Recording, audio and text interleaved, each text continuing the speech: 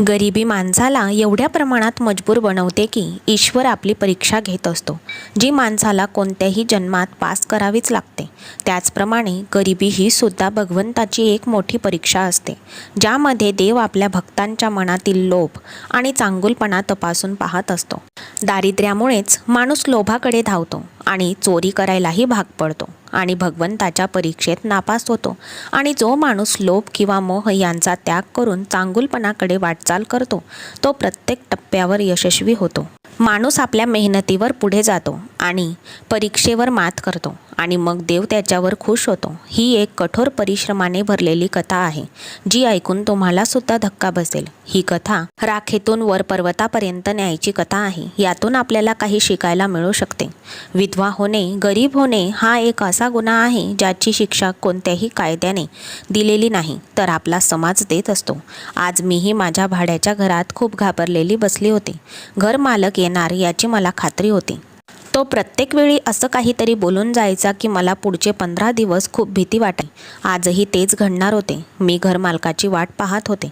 आज मला त्याची वृत्ती बरोबर वाटत नव्हती. थोड्या वेळाने तो दारात ओरडून मला आवाज देऊ लागला. मी लगेच दार उघडले तर तो समोर उभा होता. त्याच्या डोळ्यात राग तर होताच, पण चेहऱ्यावर एक धूर्त हास्यही होतं. हे बघ सुनीता, तुला माझ्या या घरात राहायचं असेल तर भाड्याशिवाय सुद्धा राहू शकतेस. आता तू इतकी निरागस आणि भोळी पण नाहीस की मी तुला प्रत्येक गोष्टीचा अर्थ समजावून सांगेन. आणि तुला एवढं तर माहीतच असेल की मला काय हवे आहे. आता जर तुला तुझ्या या मालकाचे छत डोक्यावर ठेवायचे असेल तर बाहेर जाऊन अपमान होण्यापेक्षा तू येथे सुखी जीवन जगू शकतेस. यापुढे तुझी मर्जी आहे. मी आज रात्री पुन्हा येईल. जर तुला असे वाटत असेल की तू मला मनापासून स्वीकारण्यास तयार आहेस तर मला काहीच प्रॉब्लेम नाही. त्यानंतर तू इथे वर्षानुवर्ष अशीच राहू शकशील. मला काहीच हरकत नाही. तुला अन्न, वस्त्र, शृंगाराच्या सगळ्या वस्तूही मिळतील आणि जगातील सर्व सुखसोयी मी तुझ्या पायाशी आणून ठेवेल. पण कचऱ्यातून अन्न शोधून खाण्याचा तुला काय छंद आहे हे मला कळत नाही. जा आणि आजही तुझा छंद पूर्ण करून घे. जर आज तुला अक्कल आली तर मग मला समजेल की माझे नशीब जागृत झाले आहे. नाहीतर तुझी मर्जी आहे सुनीता. मी काय सांगू, तू स्वतः एक गरीब स्त्री आहेस. तू लहान मुलगी तर नाहीस ना. मी तुला बळजबरीने काही शिकवू शकत नाही. जर तुझे लग्न झाले नसते तर कदाचित मी काही करू शकलो असतो. पण तू एक विवाहित आणि विधवा स्त्री आहेस. तुला समजावून सांगणे खूप कठीण जाते. एवढं बोलून तो माणूस तिथून निघून गेला. पण मग माझ्या हृदयात आग पेटली होती. मला समजत नव्हते की माझ्यासोबत असे का होत आहे. एक मकान मालक ज्याने मला त्याच्या घरात राहायला जागा दिली होती, पण त्याचीही आता नीती बदलली होती. अशा परिस्थितीत जेव्हा माणसाची नियत बदलून जाते तेव्हा तुम्ही त्याची नियत सुधारू शकत नाही. ज्या हेतूने तो मला त्याच्या घरात ठेवत होता, मला प्रत्येक क्षणी खूप असुरक्षित वाटत होते. मी कुणाकडे तक्रारही करू शकत नव्हते. मी तक्रार केली तर सर्वजण मलाच चुकीचे समजतील आणि सर्वांना प्रश्न पडेल की सुनील एका विधवा महिलेमध्ये काय शोधत होता, तो तिला कशाला त्रास देईल. पण प्रत्यक्षात मी सुनीलला चांगलंच ओळखत होते. त्याने मला आज रात्रीची वेळ दिली होती. जर मी त्याचे ऐकले नाही तर तो मला त्याच्या घरातून हाकलून देईल, कारण मी त्याला गेल्या 6 महिन्यापासून भाडे देऊ शकले नाही. आणि सुनीलने मला त्याच्या घरातून हाकलून दिले तरी कोणीही काही बोलू शकणार नाही, कारण हे घर त्याचं स्वतःचं असल्यामुळे त्याला काही बोलायची कुणाची हिंमत नव्हती.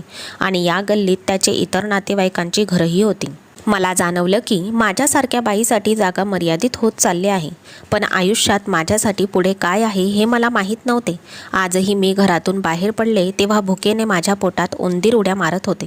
सुनीलने मला पहिले 6 महिने रेशनसुद्धा दिले होते, पण आता त्याचे विचार बदलले होते. आता तो फक्त एका अटीवर रेशन किंवा सर्व काही द्यायला तयार होता की मी त्याला आधी खुश केले पाहिजे आणि मी त्याचे ऐकले पाहिजे आणि त्याच्यासोबतच मी त्याच्याशी अवैध संबंध ठेवले पाहिजेत. परंतु आपल्या विवेकाचा आवाज ऐकणारी कोणतीही स्त्री अशा घाणेरड्या पुरुषाच्या बोलण्याकडे लक्ष देत नाही. आणि मी एक प्रामाणिक स्त्री होते. माझ्या पोटात भुकेने उंदीर धावत होते. मी रोज कचऱ्यातून अन्न उचलून खात असे. कधीकधी दुप्पट रोटी, भात वगैरे किंवा भाजी वगैरे टाकली तर ती उचलून मी खायची. काही लोक इतके धार्मिक आणि शिस्तप्रिय असतात की त्यांनी भाजी वगैरे टाकून त्यांच्या स्वच्छतेची काळजी घेतलेली असते. ते चांगल्या डब्यामध्ये बंद करून ठेवतात. कदाचित त्यांना आमच्यासारख्या कचऱ्यातून उचलून खाणाऱ्यांची विचार आणि त्यांची काळजी वाटत असेल. आता मला कचऱ्यातून अन्न खायची सवय झाली होती. मला तर आता ताजे आणि शिळे अन्न यात फरक करता येत नव्हता. मला इथून खायची सवय पडली होती. माझ्या खाण्यापिण्याचा प्रश्न सुटेल असे वाटले होते मला. पण मी खूप अशक्त झाले होते. माणसाला कचऱ्यातून खायला काय मिळते? पण आज कचऱ्यात मला जे काही दिसलं ते खूप विचित्र होतं. मला एक सोनेरी पन्नी चमकताना दिसत होती.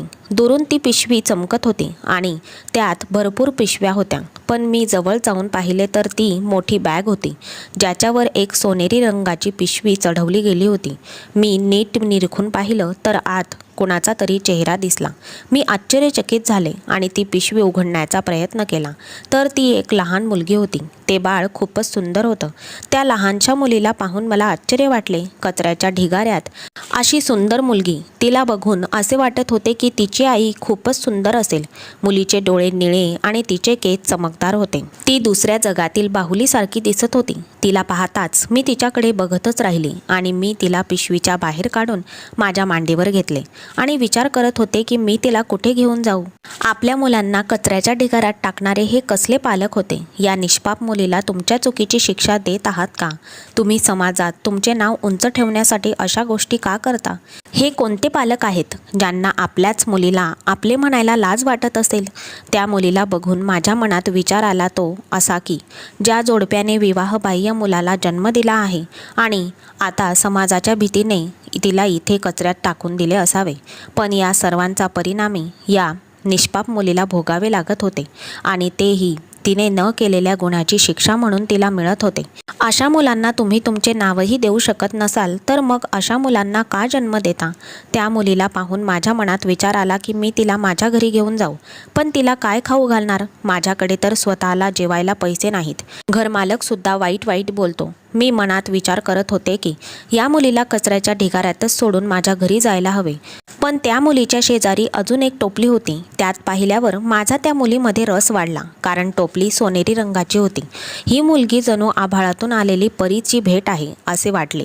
मी टोपली उघडली तर आत एक चिठ्ठी होती. चिठ्ठी अजिबात वळलेली नव्हती. खरं तर त्यावर स्पष्ट शब्दात एक ओळ लिहिली होती की जो या मुलीला लहानाचं मोठं करेल तो एक दिवस करोडपती होईल. ही गोष्ट खूप आश्चर्य करणारी होती. आता ज्याने हे लिहिले असेल त्याने ते विनाकारण लिहिलेले नसेलच. या मुलीला इथे सोडण्याचे कारण काय होते? ही कुठल्या जिन्याची किंवा चेटकिनीची तर चाल नसेल ना, असे विचार माझ्या मनात वारंवार येत होते. असो, निर्जन ठिकाणी कचराकुंडी केली होती आणि वेळसुद्धा पहाटे 3ची होती, कारण जेव्हा मी नेहमीच सकाळी कचऱ्याच्या ढिगाऱ्यातून काहीतरी उचलायचे जेणेकरून मला कोणी पाहू नये आणि कोणतीही अडचण येऊ नये, कारण मी एक एकटी विधवा स्त्री होते आणि माझे वयही खूप जास्त नव्हते. त्यामुळे मला पुन्हा पुन्हा माझ्या इज्जतीची काळजी घ्यावी लागायची. कोणी मला पाहिलेच तर माझ्यावर संकट येऊ शकते अशी मनात भीती निर्माण झाली होती. ही मुलगी काही राक्षसाची असेल तर माझ्यावर संकट येईल. माझ्याजवळ अजून होतेच काय? मी तर आधीच गरीब होते. घरमालकाने मला घरातून हाकलून दिले असते तर कदाचित माझ्यासोबत मुलीला घेऊन गेले तर घरमालकही माझ्याशी घाणेरडे बोलणार नाही आणि त्याच्या मनात माझ्याविषयी दयेची भावना निर्माण होऊ शकते, असा विचार मनात आला होता. मी तर त्या करोडपती होण्याच्या गोष्टीकडे असे दुर्लक्ष केले जणू आपण रस्त्यावर चालणाऱ्या भिकाऱ्याकडे दुर्लक्ष करतो. पण ती चिठ्ठी माझे आयुष्य बदलून टाकेल हे मला माहीत नव्हते. मी त्या मुलीला मिठी मारली. ती मला खूप छान वाटत होती. मी तिला मिठी मारताच मला खूप छान वाटले. असे वाटले जणू वर्षानुवर्षे ज्या गोष्टीसाठी मी तरसत होते ते मला आज मिळाले आहे. मी मनाशी ठरवले की काहीही झालं तरी मी त्या मुलीला माझ्यासोबत ठेवेल. माझी अट फक्त एवढीच होती की माझ्यासोबत कुठलाही प्रकार घडू नये. मी त्या मुलीला माझ्या कुशीत उचलले आणि माझ्या घरी जाऊ लागले होते. पण बाळाला कुशीत घेऊन मी पावले टाकू लागले तेव्हा मला असे वाटले की 2 डोळे सतत माझ्यावर लक्ष ठेवून आहेत. असो, ती वेळ पहाटेची होती आणि निर्जन सुद्धा होती. थोडे पुढे गेल्यावर मला असे वाटू लागले की माझे हृदय थरथर कापत आहे. कुणीतरी माझ्या मागे येतंय असं वाटत होतं आणि अशा विचारांनी जणू काही वाटत होतं माझाही आत्मा थरथरतोय, तेही अशा निर्जन जागी जिथे पक्षीही पंख पंख मारत नाहीत. माझे हृदय खूप धडधडत होते. मी पूर्ण घामाने भिजले होते. श्वासोश्वासाचा वेग वेगवान होता आणि माझी पावलेही वेगाने थिरकत होती. मला शक्य तितक्या लवकर माझे घर गाठायचे होते. तेव्हा मला समजले की माझा घर मालक किती योग्य आहे. घरातून बाहेर पडल्यानंतर श्री किती असुरक्षित होते. पण तो मला जे काही म्हणत होता ते पूर्णपणे चुकीचे होते. मी त्याच्या तावडीत कशी पडू शकते? मी एखाद्या असहाय्य पक्षासारखं स्वतःला फेकून देऊ शकत नव्हते. मी माझे मन बळकट केले आणि माझ्या देवाचे नाव घेत वेगाने धावतच माझे घर गाठले. माझ्या मागे जे कोणी येत होते त्यांच्या आणि मला हळूहळू जाणीव कमी वाटत होती. आता मी माझ्या घरी पोहोचले होते. घरी पोहोचताच मी खोलीचा दरवाजा घट्ट बंद केला. सकाळचे 8-10 वाजले होते. मला घरमालकाची भीती वाटत होती, पण आता मला त्या मुलीची काळजी वाटू लागली. माझ्या आतही एक ममता जागी झाली होती आणि ती त्या मुलीला कोणत्याही परिस्थितीत एकटे सोडू शकत नव्हती. घरी खायला काहीच नव्हते आणि दूध कुठून आणू असा प्रश्न मला पडला होता. आधी मला वाटले की मी गूळ विरघळून तिला प्यायला देईल, पण नंतर मी तिची सोन्याची टोपली पाहिली आणि मला टोपलीत काही चमकदार नाणी दिसली. मी ती बाहेर काढली आणि त्यांना पाहून मला आश्चर्य वाटत होते. जेव्हा मी त्या मुलीला आणले तेव्हा मला त्यात एकही नाणी दिसली नाही. आता ही नाणी आली तरी कुठून? मला आश्चर्य वाटत होतं, पण मला त्या मुलीच्या भुकेची काळजी वाटत होती. मी ती टोपली फारशी झटकली नाही आणि ही छोटी पिशवी नाण्यांनी भरलेली पाहून मला आश्चर्य वाटले. ती नाणी जमा केल्यावर मला फारसे पैसे मिळाले नाहीत, पण दुधाचे एक पाकिट विकत घेता येईल एवढे पैसे नक्कीच होते. मी सर्व नाणी वापरले नाहीत. फक्त 20 रुपये किमतीचे दुधाचे पॅकेट आणले आणि ते पैसे घेऊन दुकानदाराला दिले. तेव्हा तो सुद्धा आश्चर्यचकित झाला आणि म्हणाला की अशी चमकदार नाणी तुम्ही कुठून आणलीत? मी काहीही उत्तर दिले नाही. दूध घेऊन मुलीला पाजले. दूध पिल्यानंतर ती मुलगी शांत झोपू लागली. ते बाळ खूप निवांत दिसत होते. ती मला कुठल्या तरी दुसऱ्या दुनियेतील आहे असे वाटत होते, पण मला तिला फक्त प्रेमाने आणि आपुलकीने माझ्याजवळ ठेवायचे होते. म्हणून मी तिला दूध पाजले आणि मग सोनेरी रंगाची पिशवी उघडली आणि आत बघू लागले. तिथे मला आणखी एक चिठ्ठी सापडली.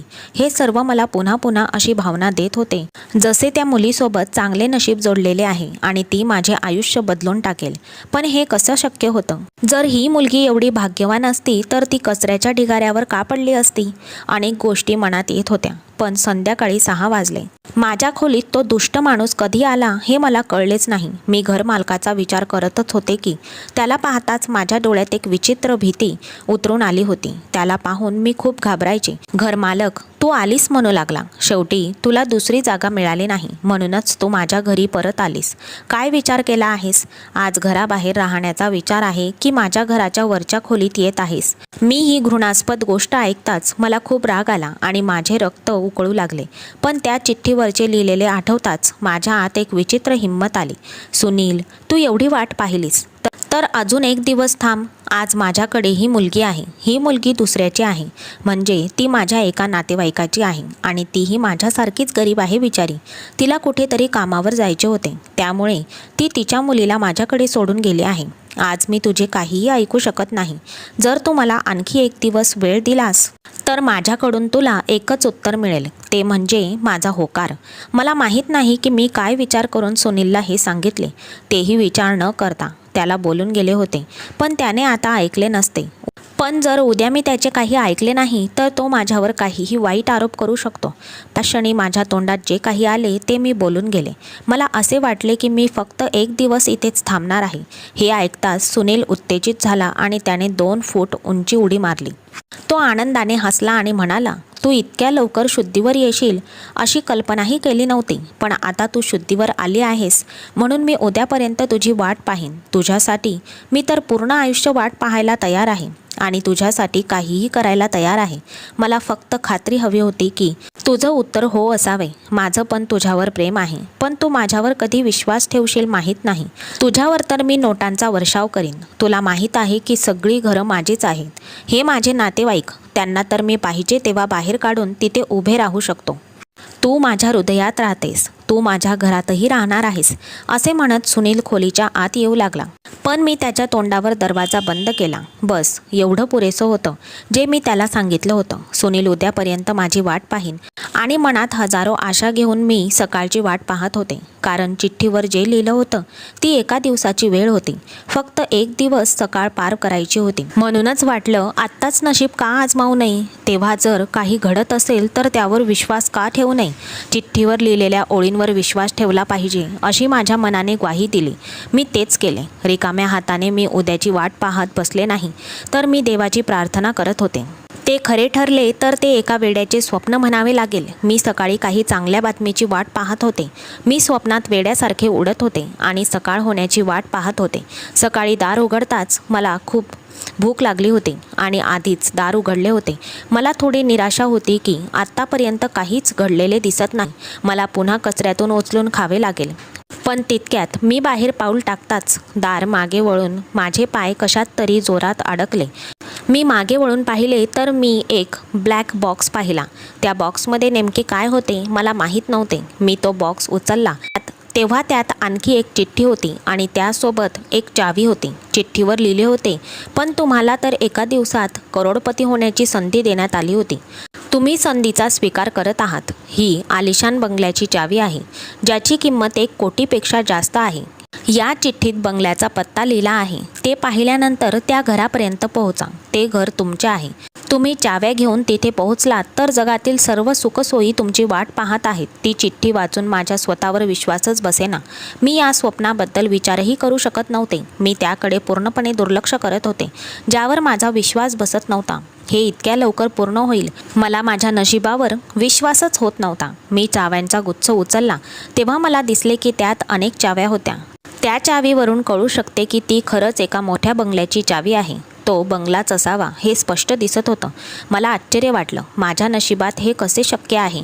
मी आणखी काही प्रश्न विचारले नाहीत आणि फक्त त्या मुलीला माझ्या छातीशी मिठी मारली, कारण ती किल्ली माझ्यासाठी नशिबाची गुरु किल्ली होती. असो, मी त्या मुलीशी आता जोडले गेले होते. मी तिला मिठी मारली आणि हे घर सोडले. घर मालक त्यावेळी तिथे नव्हता, त्यामुळे कोणताही गोंधळ आणि अभिमान नव्हता. त्याच्यासाठी मी एक पतंग होते, जिला कापल्यानंतर त्याच्या अंगणात पडायचं होतं. पण माझे नशीब बदलण्याच्या उद्देशाने त्या घरातून बाहेर पडले होते. मी त्या पत्त्यावर पोहोचण्यासाठी एका रिक्षा चालकाला बोलवले. माझ्याकडे शेवटची नाणी होती. त्या बंगल्यात जाण्यासाठी मी भाडे दिले होते. मला बंगल्यात का बोलवले जात आहे हे मला कळत नव्हते. तिथे कोण असेल. मी माझे उर्वरित आयुष्य कसे घालवणार. सध्या मी सुनीलच्या वासनांध नजरेतून सुटका करून घेत होते. मी माझ्या देवाची प्रार्थना करत होते. मी एका चांगल्या वातावरणाचा एक भाग व्हावे, बस एवढंच हवं होतं मला. यापुढे मला काहीही माहीत नव्हते. सध्या मी चावी घेऊन त्या बंगल्याच्या मेन गेटापाशी पोहोचले आणि तो उघडण्याचा प्रयत्न करू लागले. बंगल्याचा गेट उघडला आणि जणू घर माझे स्वागत करत होते. मी घरात प्रवेश केला होता. मी घरात प्रवेश केल्यावर मला दिसले की तो एक विशाल बंगला होता. त्यावर आवश्यक असणाऱ्या सर्व गोष्टी होत्या. मी मुलीला एका ठिकाणी ठेवले आणि तिच्यासाठी खाण्यापिण्याचे पदार्थ शोधू लागले. त्या घरात जेवणासाठी सर्व काही आधीच होते. ते घर बघून ते एखाद्या खास व्यक्तीच्या मालकीचे आहे असे वाटत होते. माझ्यासाठीच बनवले असेल. पण मी विशेष किंवा खास कुठे होते. मी एक विधवा स्त्री होते. माझ्यासाठी हे आयुष्य खूप गुदमरून टाकणारे होते. मी त्या मुलीला आंघोळ घातली, तिला दूध पाजले. मग मी घरभर फिरू लागले आणि घर पाहू लागले. मला तर या घराची भीतीही वाटू लागली होती. मी एकटी घरी काय करू शकते. पण नंतर मी जे काही पाहिले ते खूप आश्चर्यकारक होते. माझ्यावर एक सावली आली, ज्याने माझ्या पायाखालची जमीनच सरकली. बाहेर जाण्यासाठी मी दरवाजा उघडण्याचा प्रयत्न करताच मला स्वतःला त्या बंगल्यात कैद केले होते. इच्छा असूनही मी बाहेर जाऊ शकत नव्हते. माझे हृदय मला दोष देत होते. मी काय केले आहे. पैशांच्या लालसेपोटी मी अशा ठिकाणी तर नाही ना आले जिथे माझा कोणी गैरफायदा घेईन. पण मग विचार करू लागले की एवढ्या मोठ्या आलिशान घरात माझा काय उपयोग. मला कचऱ्याच्या ढिगाऱ्यातून उचलून इथे आणणारा कोण आहे. मी हा विचार करत असतानाच माझ्या खांद्यावर जड हातांचा दाब जाणवला. आणि मी थरथर कापत होते. माझ्या मनात पहिला विचार फक्त सुनीलचाच होता. पण सुनीलसारखा वाईट माणूस मी आयुष्यात पाहिला नाही. देवाच्या कृपेने माझी पुन्हा सुनीलशी भेट व्हायला नको. मी मागे वळून पाहिले तेव्हा माझ्या संशयाच्या सगळ्या सोया मिटल्या होत्या. कारण मी त्याच्याकडे पाहत होते तो 28-30 वर्षाचा एक तरुण होता. हे पाहून मला आश्चर्य वाटले. त्याच्या डोळ्यात माझ्याबद्दल आदर होता. मला कुठूनही चुकीचे दिसले नाही. आता तो माणूस त्याच्या घराच्या अंगणात उभा होता. माझ्याकडे पाहून हसला आणि म्हणाला, तुमचे खूप आभार. तुम्ही माझ्या परीला कोणताही लोभ न करता स्वीकारले. मला माझी परी दिली. मी तुमचे उपकार आयुष्यभर विसरणार नाही. त्याने मला त्याला प्रश्न विचारण्यास भाग पाडले होते. ते बरोबर आहे, पण तुम्ही कोण आहात? तुम्ही मला या आलिशान बंगल्यात का बोलावलं? शेवटी मला इथे आणण्यामागे काही कारण असावे. हे ऐकून त्याच्या चेहऱ्यावर आणखी एक हसू उमटले. माझ्या मुलीला एक चांगली आई मिळाल्याचे मला मनापासून समाधान वाटते. खरे तर ही मुलगी माझी आहे, पण तिला माझ्याकडे न ठेवणे ही माझी मजबुरी आहे. तुमच्यासारख्या माणसाला कशाची कमतरता असेल? खूप कमतरता आहे. आमच्यासारख्या श्रीमंत लोकांमध्येही खूप कमतरता असतात. मी तुम्हाला सर्व काही सांगू शकत नाही, पण हो, मी तुम्हाला सांगतो की तुम्ही हा बंगला सोडून जाऊ शकत नाही. जर तुम्ही गेलात तर तुम्हाला हा सगळा ऐशो आराम सोडावा लागेल. आता तर मलाही माहीत झाले आहे तुमच्या घरमालकाची कहाणी, पण तुमच्या हृदयात काय आहे हे मला माहीत नाही. कदाचित माझी ही परी तुम्हाला विनाकारण आवडली असावी. मला तर तशीच शक्यता आहे. तुमच्या आकलनावरून तुमच्या हृदयात एका आईचे प्रेम आहे असे मला वाटते. तुमच्या मनात कुठेतरी ती ममता लपलेली आहे. येथे तुम्हाला प्रत्येक प्रकारची सुविधा, मान सन्मान, स्त्री आणि आईला आवश्यक असलेल्या सर्व गोष्टी मिळतील. पण तुम्हाला माझ्या मुलीची काळजी घ्यावी लागेल. मला हवे असते तर मी माझी मुलगी कोणत्याही श्रीमंत जोडप्याला देऊ शकलो असतो, पण मला माझी इज्जत आणि कीर्ती खूप प्रिय आहे. मला संपत्तीची कमतरता नाही. मला सर्व काही देवाने दिले आहे. फक्त तारुण्याच्या उत्साहात माणूस अशा चुका करतो ज्याची किंमत त्याला आयुष्यभर चुकवावी लागते. माझ्याकडून देखील अशाच कमजोर क्षणात एक अशी चूक झाली होती. मी माझ्या मुलीला या ठिकाणी सोडू शकत नाही जिथे तिचा जन्म झाला होता. तिला मी माझे नाव देखील देऊ शकत नाही. मला माझ्या मुलीला आई म्हणून वाढवणारी स्त्री हवी होती, पण माझ्या मुलीने गरिबीत वाढू नये अशी माझी इच्छा होती. ही संपूर्ण कथा मी माझ्या मनात रचली आणि तुम्ही ही कथा खरी केलीत. मला खूप आनंद आहे की माझ्या मुलीला तुमच्यासारखी प्रेमळ आई मिळाली आहे. जर तुम्ही माझ्या मुलीची काळजी घेतली तर तुम्हाला आयुष्यभर काहीही करण्याची गरज नाही. मला माझ्यासमोर ते एक देवदूत दिसत होता, जे स्वप्न नव्हते तर वास्तव होते. हे सर्व पण मी विचार करू शकले की जेव्हा माणसाचा हेतू चांगला असतो तेव्हा देव त्याला नक्कीच चांगला हेतूचा मोबदला चांगलाच देतो.